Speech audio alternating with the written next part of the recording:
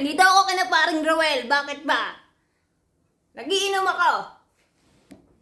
Mahal, may sakit ako kaya lang kailangan ko maglinis ng bahay. Kumusta na? Kumusta na ang mga bata? Ay nako, huwag kang abala. Alam mo bang nag-iinom ako? Nakakaabala ka, kailan ka magpapadala? Mahal, wala pa akong sahod.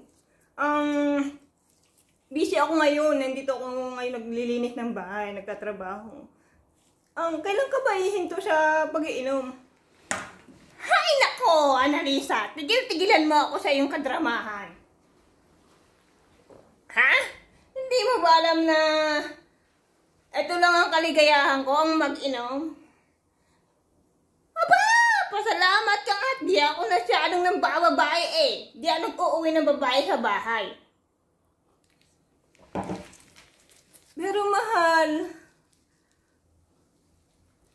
kailangan natin mag-ipon. Mahal, may COVID po man din ako ngayon. Baka pagkakuan di ako makatrabaho.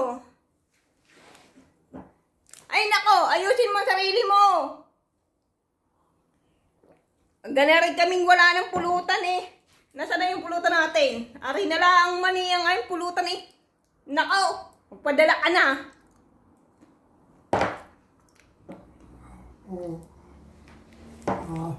Mahal, ano bang problema? Bakit ba lagi ka nalang nagiinom?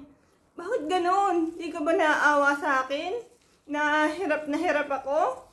Na ngayong may sakit ako? Ganyan ka pa rin? Hindi ka ba naawa sa akin? Napapagod din ako. Sana maramdaman mo yung hirap ko dito. Ay! Anong drama mo yan? Ano ka, lasing na? Dami mong drama, dami mong sinasabi.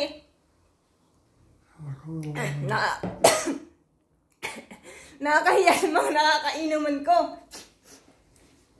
Mahal, alam mo bang nahihirapan na ako dito? Gusto ko lang umuwi. Gusto ko lang umuwi. Hindi lang ako makauwi. Nahihirapan na ako dito. Alam mo bang gusto ko lang mag-for good? Bakit ganyan ka? Wala ka lang ginawa kundi mag-inom. Naalaala niyo lang ako pag oras ng padala. Bakit kayo ganyan? Hay nako! Tumigil ka! Babay na! Pinataya na naman ako. Hindi man lang ako kinausap ng maayos. Hindi man lang nila maramdaman yung paghihirap ko dito. Hindi nila maunawaan.